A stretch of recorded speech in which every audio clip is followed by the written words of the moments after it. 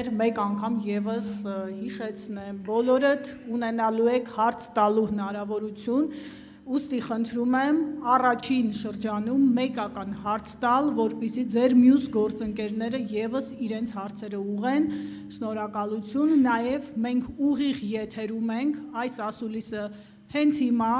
հեռարձակվում է բոլոր լրատվամիջոցներով, ուստի գործընկերներ խնդրում եմ հեռախոսներով չնկարել, որովհետև ամեն բան հենց այս պահին ուղիղ եթերով հեռարձակվում է, շնորհակալություն։ Եվս մեկ անգամ բարև ձեզ, շնորհակալություն այս հնարավորությունը ընձեռելու համար։ Իմ հարցադրումը եւս ընտրությունների մասին է տրամաբանորեն։ Պարոն Կարապետյան, օրերս առաջին նախագահ Լևոն Տեր-Պետրոսյանը հայտարարել էր, որ իրեն մտահոգում է ոչ այնքան նախընտրական բանավեճի կոշտ ոճը, որքան հնարավոր հետընտրական զարգացումները։ Դուք որպես ներկայումս ամենաբարձր վարկանիշ ունեցող քաղաքական ընդդիմադիր ուժի առաջնորդ, ինչ սցենարներ եք կանխատեսում այս առնչությամբ, եթե իշխանությունը դիմի որևէ մեքենայության եւ հայտարարի ՔՊԻ հաղթանակի մասին, դիտարկում եք արդյոք հետընտրական բողոքի ակցիաների կազմակերպման հնարավորությունը, որպեսզի այդ կերպ փոխեք քաղաքական վիճակը, իրավիճակը եւ ենթահարց դարձյալ մանդատների հետ կապված, եթե որևէ պարագայում ՔՊ-ն վերարտադրվի, որևէ ձևաչափով պահպանի իշխանությունը,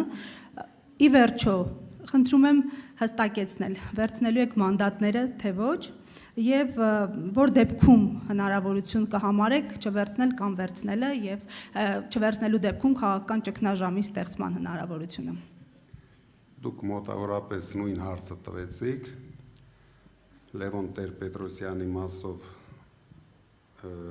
կարող եմ ասել, ինքը փորձառու քաղաքական գործիչ է, դրա համար ունի իր ճանաչելով Փաշինյանին, ունի իր անհանգստությունները, բայց մենք գնալու ենք մեր օրակարգով, մեզ պետք չէ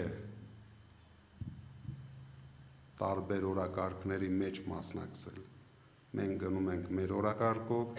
բացարձակ հաղթանակի եւ մենք վստահ ենք, որ այդ օրը գալու է, մենք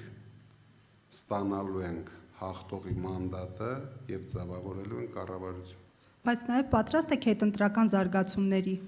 քաղաքական ակցիաների կազմակերպման հնարավորություն տեսնում եք, թե ոչ։ Դե գիտեք,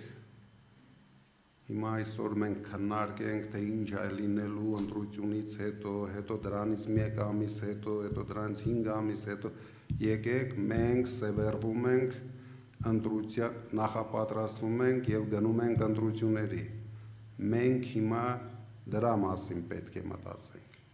Հաստատ դուք իմացեք, մենք պատրաստ ենք եւ պատրաստում ենք ցանկացած քայլերի։ Դրանից ավել ես չեմ ասելու ձեզ։ Շնորհակալություն։